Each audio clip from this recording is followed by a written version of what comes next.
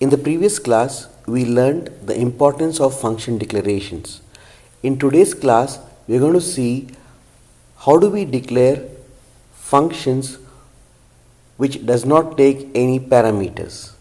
Like an example, what we could see out here, I have a delay function which does not take any parameters and whose return type is void, and another function called as pop, again which does not take any arguments and whose return type is integer. Now, in a normal scenario, we'll take the first line of function, we'll place this before the call and we put a semicolon. This is what we generally do.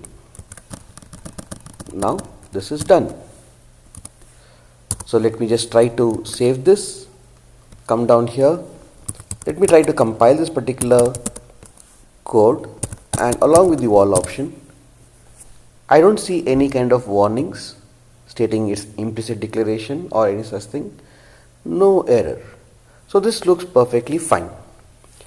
Now let us try to do some modification in the code wherein you're going to pass some information to the delay function. Please do observe that in the declaration we have said that we are not passing any information. In the definition we are not receiving any information, but we are passing some information in the function call. So I'd like to save this again, come down here, try to recompile, and let us observe does the compiler will give me an error or not.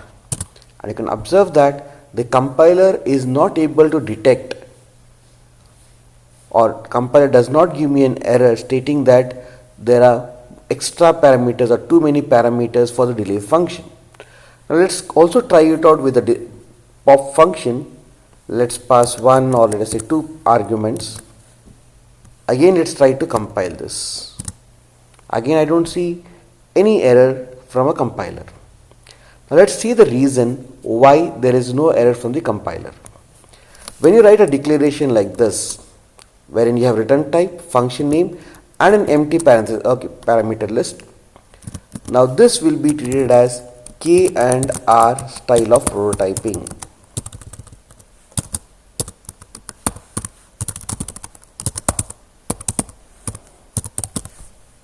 This is called as K and R style of prototyping. As per K and R style of prototyping, this says that the function can take 0 or more number of arguments. But our intention is to declare a function in such a way that it takes 0 number of arguments. If you want to inform the compiler that the function takes 0 number of arguments, then we have to mention void out here.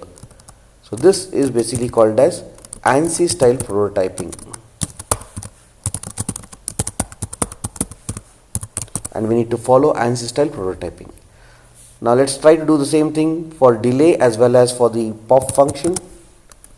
Let's save this and let's try to compile this. You get an error for both the cases, where in delay wherein you're not supposed to pass any argument, you're passing 1, and the same thing with the pop function.